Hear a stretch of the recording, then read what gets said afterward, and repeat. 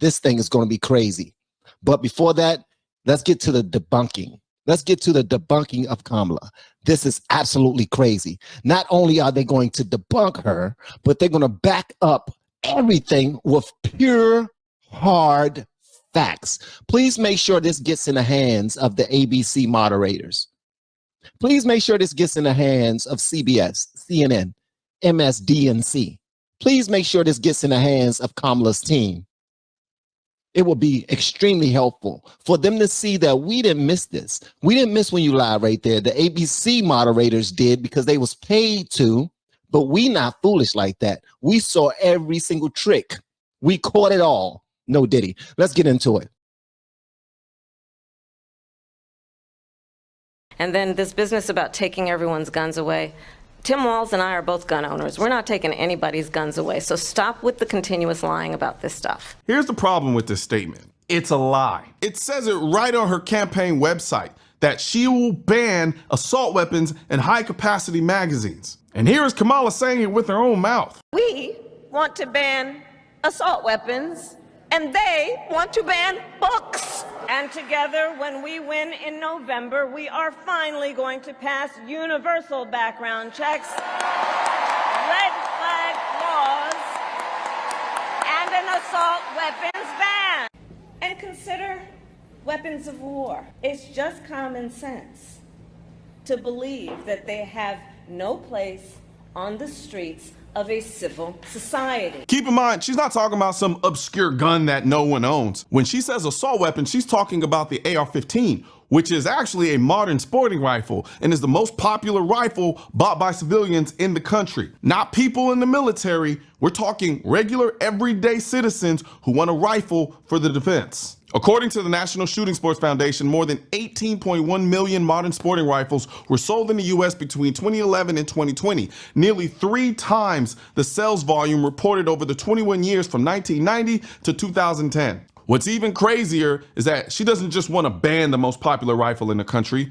She wants to take away the ones people already own. To have a buyback program, and I support a mandatory buyback program. It's got to be smart. We got to do it the right way. Do you believe in the mandatory buyback of quote unquote assault weapons? I do believe that we need to do buyback. The same Kamala Harris that when Joe Biden told her she can't unilaterally ban guns because it's unconstitutional, she said this. Saying there's no constitutional authority to issue that executive order when they say I'm going to eliminate assault weapons, saying you can't do it by executive order any more than Trump can do things when he says he can do it by executive order. Does the vice president have a point there? Some things you can, many things you can't. Let's let the senator answer. Well, I mean, I would just say, hey, Joe, instead of saying no, we can't, let's say yes, we can. We showed how mandatory gun buybacks are nothing more than confiscation in disguise, and how universal background checks will require a national gun registry. And what does a national gun registry lead to? Confiscation. That's not paranoia. That's history repeating itself.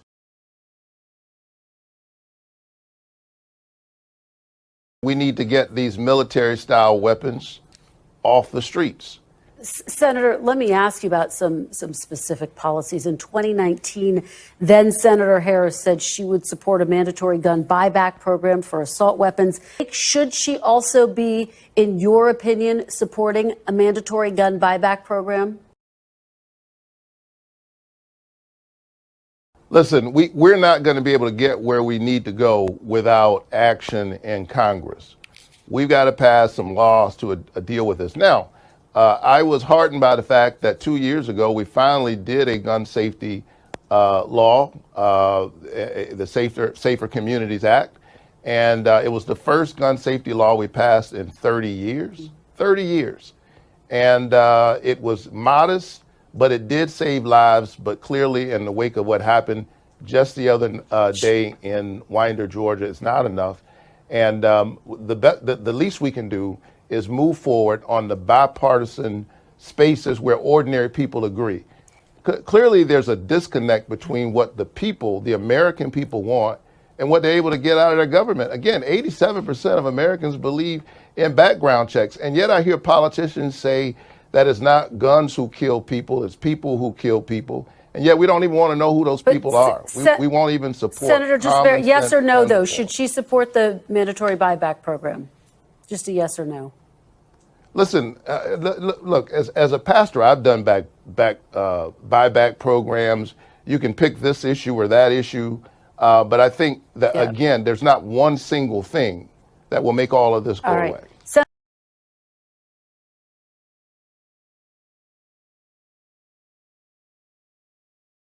Let's remember Charlottesville, where there was a mob of people carrying tiki torches, spewing anti-Semitic hate. And what did the president then at the time say? There were fine people on each side.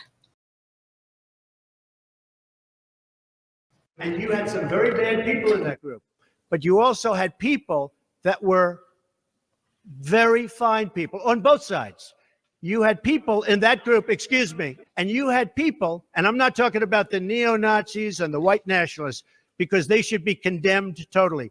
But you had many people in that group other than neo-Nazis and white nationalists, okay? Tweeting this, quote, "We all must be united and condemn all that hate stands for. There is no place for this kind of violence in America." And my record is so pro-choice, Nancy Pelosi asked me if I should tone it down. I stand with Planned Parenthood, and we won. For this, in the state of Minnesota, where Walz is governor, there was a situation where 8 babies were born alive after an abortion. What happened? Sadly, just 2 of those babies were even given comfort care. The rest died there in Minnesota. And that was reported to the state of Minnesota, and that was awful that this happened. But what did Tim Walz do? Did he put more protections in for those babies or try to stop that? No. All he did was remove the reporting requirement. So now, if that happens in the state of Minnesota, no one will even know. That's sad. That's dangerous. There is no state in this country where it is legal to kill a baby after it's born. Madam Vice President, I want to get your response to President Trump.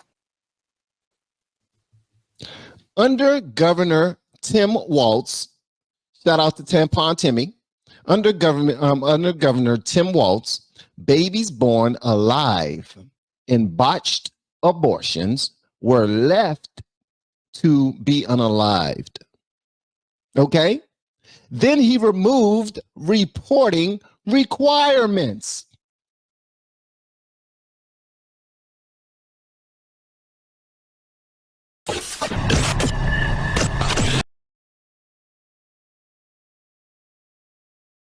Donald Trump, the candidate, has said in this election there will be a bloodbath if this and the outcome of this election is not to his liking. Mexico has taken, over a period of 30 years, 34% of the automobile manufacturing business in our country. Think of it, went to Mexico. China now is building a couple of massive plants where they're going to build the cars in Mexico and they think that they're going to sell those cars into the United States with no tax at the border. Let me tell you something to China.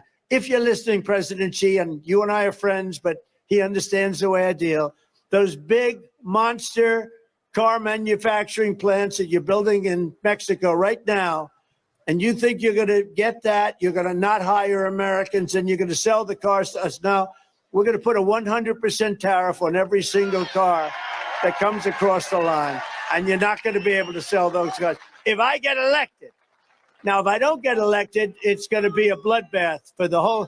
That's going to be the least of it. It's going to be a bloodbath for the country. That'll be the least of it. He's talking about the economy purely. You can clearly see he's talking about nothing but the economy, how we do business, both domestic and internationally. That's what he's talking about. If I am the president, being that I know what the hell I'm doing, it's going to be fine. But if you foul up and you vote with your emotions because I'm so mean and I'm so stern and I mean business and I actually fire people when they don't do their jobs, if you're upset with that and you vote for the other side because you want to vote for the cool parent that's going to let you do anything you want to do, what happens in those type of homes? What happens in those type of homes where there's no discipline? The family crumbles, okay?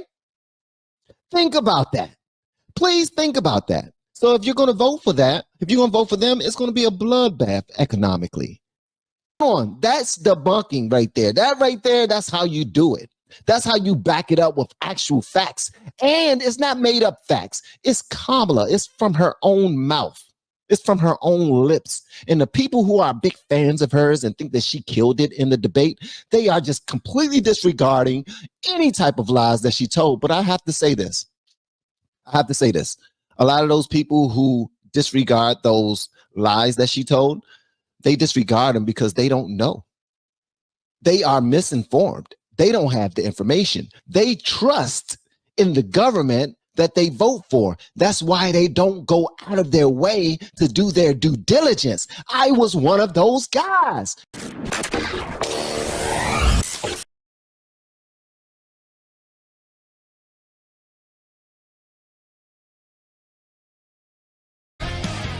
When the Biden-Harris administration rolled out the red carpet for millions of migrants, they didn't just ship them to Texas and New York. Thousands were deposited into small towns across the country, like Springfield, Ohio, that had a population of 60,000, until Kamala imported 15,000 Haitians who know nothing about our culture and come from the poorest country in the Western Hemisphere. Violent crime skyrocketed 142%. Car accidents spiked. A migrant in a minivan smashed into a school bus, injuring 20 and killing an 11-year-old boy. Trash started piling up in the streets. The town changed overnight. This issue is not a Republican or Democratic issue. This is an American issue. This is an Ohio issue, and this is a Springfield issue. Schools are overcrowded. Our education system has went in the trash. Housing is another issue. The overcrowding in housing. My son had to give me his house and move to another house because I can't find housing. Is there a cutoff point that, I mean, for the population here? Or, I mean, I feel like there should be a no vacancy sign right now, and people are still coming in. There's even rumors that people's pets have gone missing. What they have done to our country by allowing these millions and millions of people to come into our country, and look at what's happening to the towns all over the United States. And a lot of towns don't want to talk. It's not going to be Aurora or Springfield. A lot of towns don't want to talk about it because they're so embarrassed by it. In Springfield, they're eating the dogs, the people that came in. They're eating the cats. They're eating the pets of the people that live there. ABC says there's no evidence people's pets were eaten, but people are calling the cops, reporting Haitians are eating their geese. I see a group of Haitian people. There was about 4 of them. They all had geese in their hand. How many geese did they have?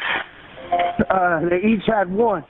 Now, the media won't play you that 911 call. The media won't investigate the story at all. Because if they did, they'd have to report on the dangerous migrant payload Kamala unleashed on Springfield.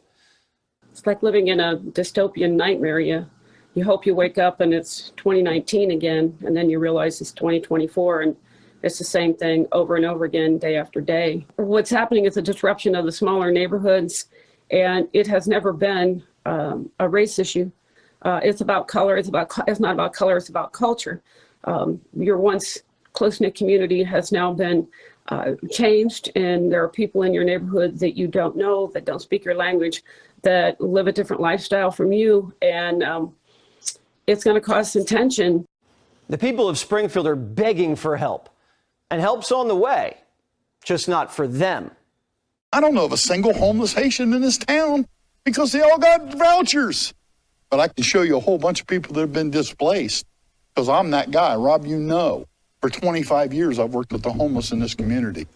Ohio Governor Mike DeWine announced he's sending more resources to the migrants to help them learn English, learn how to drive, and get vaccinated. Is Mike DeWine putting America first? Remember when DeSantis sent 50 migrants to Martha's Vineyard? Democrats called the National Guard and shipped them off to a military base.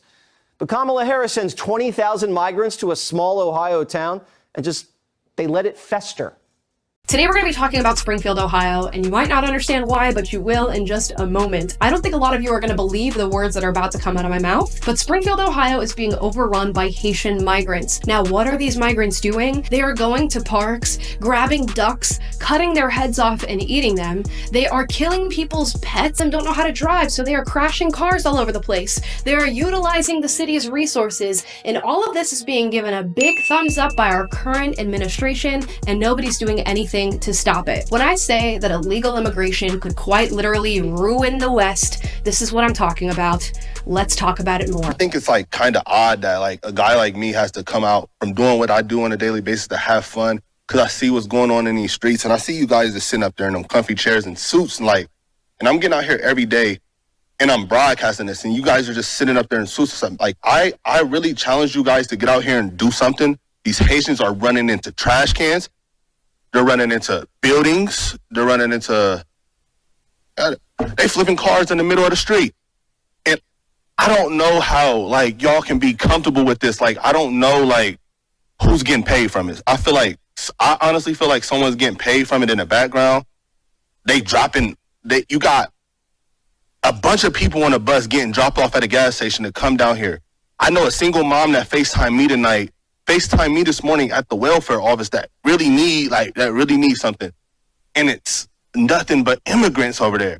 And I don't even want to like seem like I'm coming down on the immigrants, because it's the people that's bringing them down here. Because wherever they're at, that's what they're used to, bro. They're in the park grabbing up ducks by their neck and cutting their head off and walking off with them and eating them. Like, y'all get the Highway State Patrol down here every week, and then y'all get like a task force for the Highway State Patrol. And they look for guns, and they look for dope, and this and that and the fourth. That same people that y'all got riding up and down Limestone doing U-turns, pulling people over for blinkers and pulling people over for like going left to center and like a couple miles over. Like, y'all can take them same people, the Highway State Patrol, and you can take them in every single one of their silver Chargers and Dodge Durangos, and y'all can take them to Sunset, and y'all can park them right over there, and y'all can teach people how to drive, since the Highway State Patrol knows so much about traffic laws and know what to do in traffic. They need to, y'all pay them, they can go over there and teach these Haitians how to drive, because it's getting I'm getting thousands of views on these, and it's going to get bigger, and it's only going to get worse. And y'all sitting up there in these chairs, all y'all need to get out here and do something. Y'all making hundreds of thousands of dollars. Y'all need to put on a t-shirt and some Crocs, and then y'all need to come out here in these streets, and y'all need to go out here and I'm out here before the police is.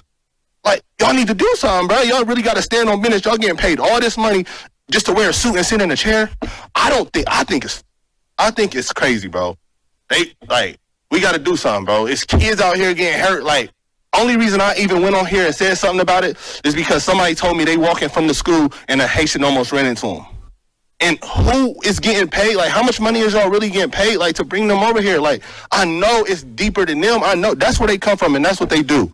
That's their country. I don't know what they got going on over there, but they can't do that over here. And if y'all just getting paid from it and then y'all ain't doing nothing about it, I think that's super weird, bro. Y'all got to stand on business. Y'all got to really, like, step up. Like, it's lame, bro. Like, for real. Thank you for your comment.